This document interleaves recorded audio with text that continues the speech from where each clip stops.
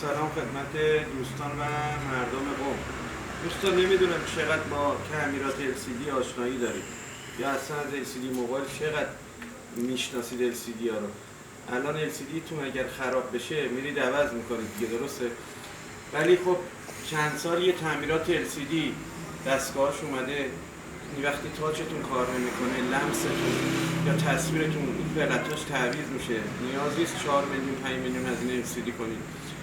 ما با این پلت الان داریم پلت J500 می‌زنیم. LCD پلتش پوسیده بود، این LCD خاموش بوده. الان پلت تصویر این LCD رو می‌خوایم بزنیم ببینیم که چجوری میشه.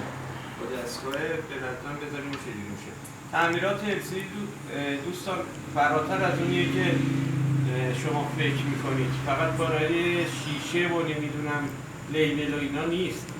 LCD دیگه 80% تعمیر میشه، اگر که دیگه از زیر کار خیلی مشکل شده شکسته باشه از زیر، اگر نه پلتاش تعویض میشه، لمساش که خراب میشه درست میشه و شما میتونید با 1/3 قیمت LCD تون رو دوباره راه اندازی کنید مثل روز اول. گفتم که یه بارم کلیپ گذاشتم، دوباره گفتم بعضی از دوستان شاید ندیدن. همه LCD که کلاً خاموش بوده، یعنی کلاً تصویر نداشته و نیازی هم به تعویض نیست. مشتری میتونه قشنگ با 1/3 قیمت تقریبا LCD شو این روز اول برگردونید حالت اول. خب ما الان LCD و پلتش رو گذاشتیم میره زیر دست.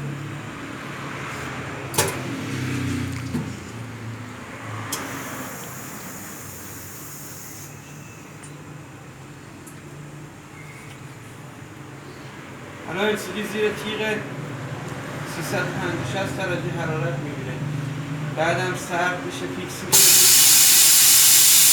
و LCD خاموش بوده. الان پلت نصب شد روش.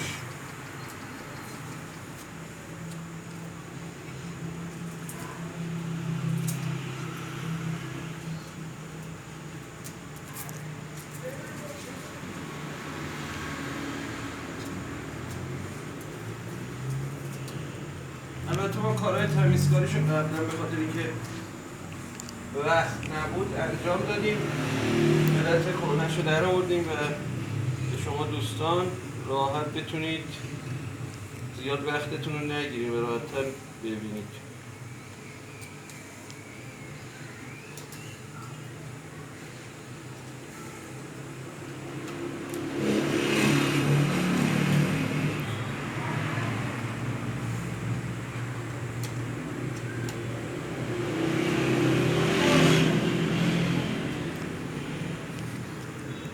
خب این فلت J5 انجام شد دوستان.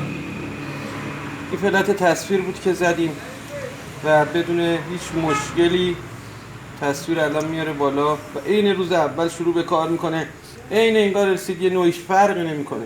و اینم فلت لمسشه که بهش وصل میشه و بعد میره برای شیشه زدن روش و گلس زدن روش با دستگاه بعدی. شما میتونید مراجعه کنید. عرضم به حضورتون که خودتون بیایید، نیاز نیست یه واسطه یا همکارا بدید بیارن برا ما، هم قیمتش براتون ارزان‌تر تمام میشه، هم زودتر تحویلتون داده میشه. به خدا سپردمتون. خدا حافظ شما.